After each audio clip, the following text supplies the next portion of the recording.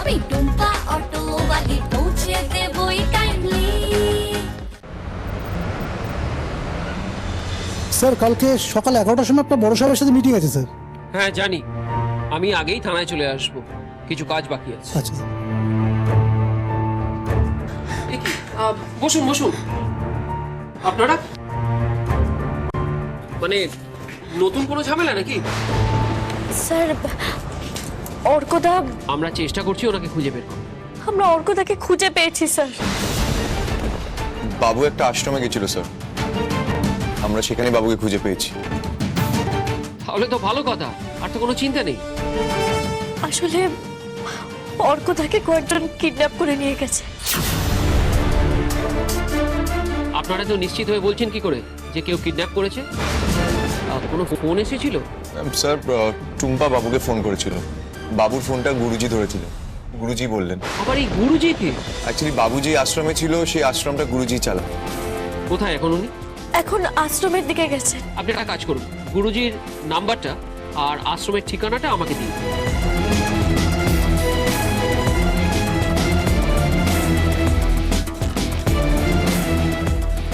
এখন অনেক রাত হয়েছে, কাল সকালবেলা দেখছি কি করা যায়। কিন্তু স্যার কাল সকাল অবধি অপেক্ষা করলে তো অনেক দেরি হয়ে যাবে। ম্যাডাম আপনি এত চিন্তা করবেন না, আমরা দেখে নিচ্ছি। না স্যার, আসলে আসলে কি? কাউকে সন্দেহ করছেন আপনারা?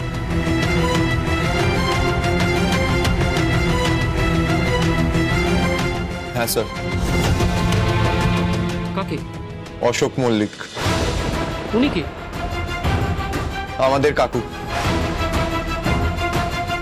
পারিবারিক কোনো সমস্যার কারণ কি? না না, কোনো সমস্যা নেই স্যার। আসলে কাকুর সম্পর্কে এমন একটা জিনিস জানতে পেরেছি যেটা জানার পর কি? স্যার আসলে আপনাকে যদি পুরোটা বলতে হয় তাহলে অনেক সময় লাগবে স্যার।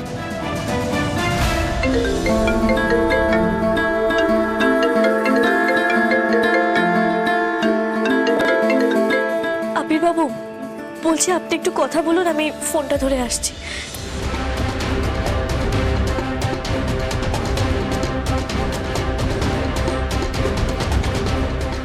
হ্যালো।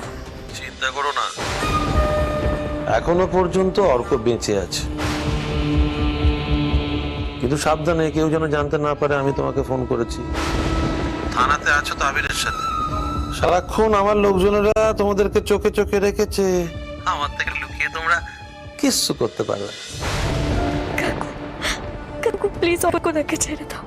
এইটুকুতেই তুমি এত কিছু বলছো? পরের খবরটা শুনলে কি বলবে? কি পরের খবর? শুধু অর্ক নয়, পম্পা আমার সঙ্গেই আছে।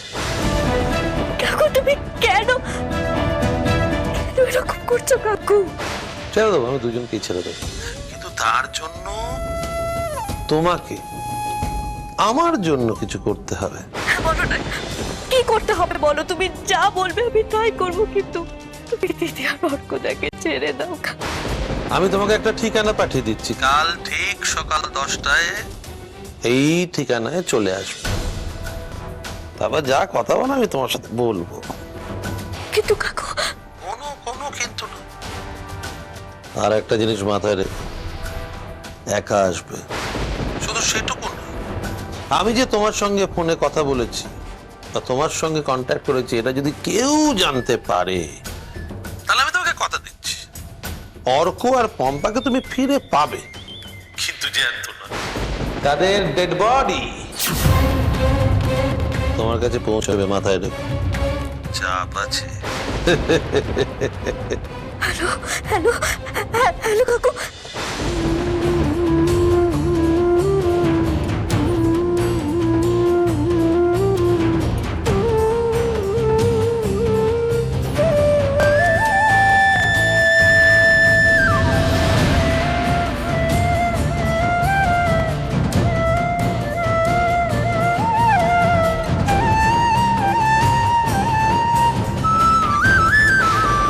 কি হলো?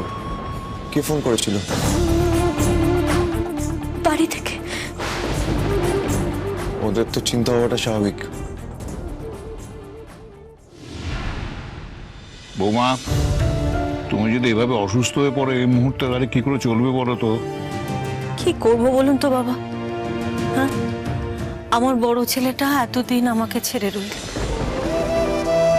কয়েকটা দিন ওকে পাশে পেলাম, আবার সে আমাকে ছেড়ে আশ্রমে চলে গেল। আর আশ্রম থেকে যখন ফিরে আসার কথা, তখন এইসব কাণ্ড ঘটলো। কি করব আমি বলুন তো? কি হচ্ছে আমি তো কিছু বুঝতে পারছি না। মা, তোমাকে এখন কিছু বুঝতে হবে না। বুঝতে হবে, আমাকে বুঝতে হবে। একটা জিনিস আমার কাছে পরিষ্কার, এই সব কিছু যে করাচ্ছে সেই লোকটা হচ্ছে অশোক, যাকে তোমরা সকলে আমার স্বামী বলেছো। সেই লোকটা আমার ক্ষতি করার চেষ্টা করেছিল, কিন্তু সেই লোকটা এই পরিবারের ক্ষতি করার চেষ্টা কেন করছে? এই পরিবারের একজন হয়ে কেন এই লোকটা সবার ক্ষতি করার চেষ্টা করছে? কোনো তো কারণ হবে। দেখো, এসব নিয়ে এখন ভেবো না, তুমি বিশ্রাম করো, আমরা এসব নিয়ে পরে কথা বলবো। আমাকে একটা প্রশ্নের উত্তর দিন। অশোক এই পরিবারেরই তো একজন, তাহলে এই পরিবারের লোকজনদের কেন ক্ষতি করার চেষ্টা করছে? কোনো কারণ তো নিশ্চয়ই থাকবে। শুধু এইটুকু আমাকে বলে দিন। হ্যাঁ, আবির, বাবুর কোনো খবর পেলি তোরা? মা, একটু শান্ত হও। আমরা পুলিশকে সমস্ত ইনফরমেশন দিয়ে এসেছি, কাকার ব্যাপারে সবকিছু জানিয়ে এসেছি। আমার মনে হয় না কাকাকে খুঁজতে পুলিশের খুব একটা কষ্ট হবে। বাবু ঠিক ফিরে আসবে। ছোট বৌদি, কি হয়েছে? কি বলি সবাইকে? এখন যদি সবাইকে বলি দিদিকেও কিডন্যাপ করে নেওয়া হয়েছে, তাহলে তো সকলে আরো বেশি চিন্তায় পড়বে। যদি বলি কাকু আমার সাথে যোগাযোগ করেছে, কাল সকাল 10টায় আমাকে দেখা করতে ডেকেছে, তাহলে তো কাকু অর্কদাকে আর দিদিকে মেরে ফেলবে। কিন্তু বাড়ির লোকের কাছ থেকে সত্যিটা লুকিয়ে রাখবো কি করে? আমি কিচ্ছু বুঝতে পারছি না। টুম্পা, কি হয়েছে বলো তো? কিছু হয়নি তো। আমি থানায় ফোন আসার পর থেকে দেখছি। সত্যিটা বলো টুম্পা। কিছু হয়নি আবির বাবু, আসলে এসব নিয়ে আমি খুব টায়ার্ড আছি। আমি একটু ঘরে যাচ্ছি। আমাকে ক্ষমা করে দিও টুম্পা, অনেক উল্টোপাল্টা কথা আমি তোমায় বলে ফেলেছি, যেগুলো বলা আমার একদম উচিত হয়নি। মিষ্টিমা দেখো, এগুলো নিয়ে এখন ভেবো না। আগে অর্কদাকে বাড়ি ফিরিয়ে নিয়ে আসি, তারপর না হয় মান অভিমান নিয়ে আমরা কথা বলবো।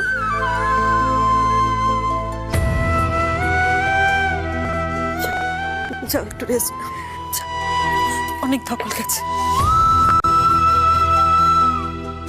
শোনো, বৌমার শরীর ভালো নেই, সাবিত্রীর বিশ্রামের দরকার।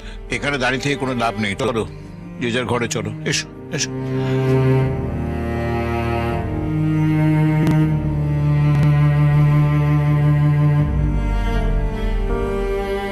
ঘরে যাও, অনেক রাত হয়ে গেছে। যাও। বাবা, মা, আমি আছি তো। তুমি যাও। যাও মা।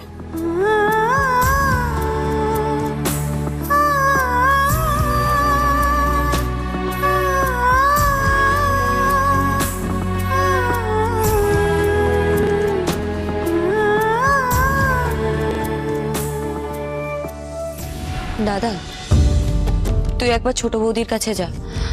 আমার মনে হচ্ছে ছোট বৌদি না কাল থেকে কিছু একটা আমাদের কাছ থেকে গোপন করছে।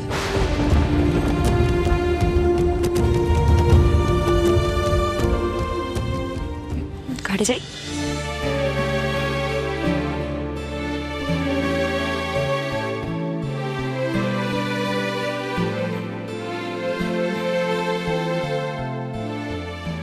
নেহা যা বলছে সেটা আমারও মনে হয়।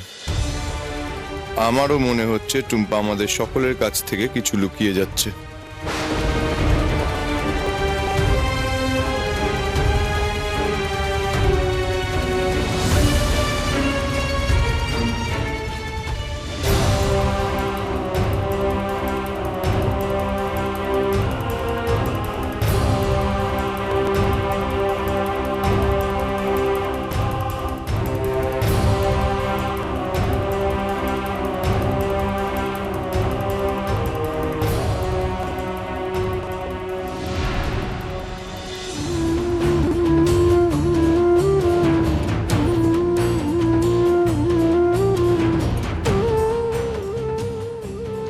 এবার কি তুমি আমাকে সত্যি কথাটা বলবে?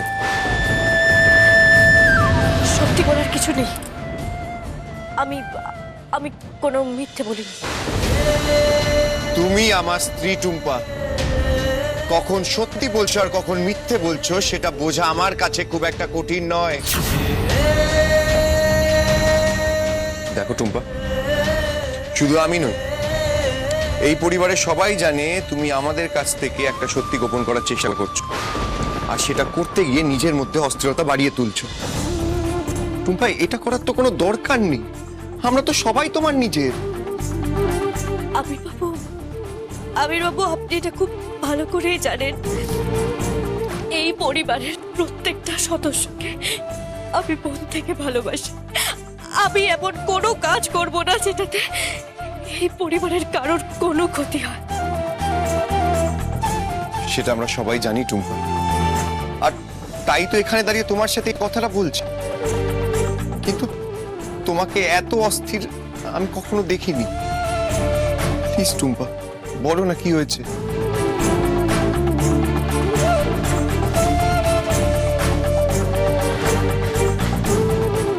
তোমাকে একটা কথা জিজ্ঞেস করবো টুম্পা?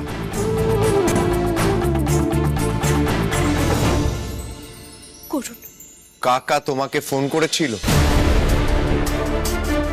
কি বলেছে তোমাকে?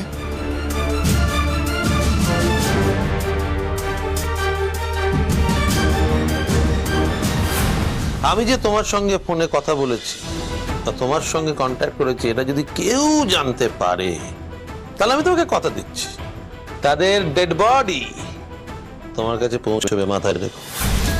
না না, যাই হয়ে যাক না কেন, আমি আবির বাবু বা অন্য কাউকে এই ব্যাপারে কিছু বলতে পারবো না। টুম্পা, আমি তোমাকে যেটা জিজ্ঞেস করলাম সেটার উত্তর চাই। কাকা তোমাকে ফোন করে কি বলেছে? কাকু আমাকে ফোন করেনি, আর কিচ্ছু বলেনি।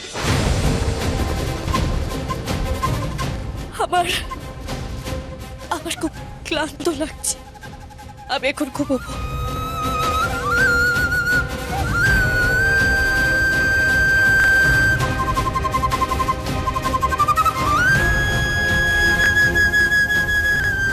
তুমি যেটা করছো সেটা অন্যায় করছো টুম্পা। এটা আমি তোমার কাছ থেকে আশা করিনি টুম্পা। আমি ভেবেছিলাম তুমি সবকিছু আমার সাথে শেয়ার করবে, এভাবে কোনোদিন কোনো সত্যি গোপন করবে সেটা আমি ভাবিনি।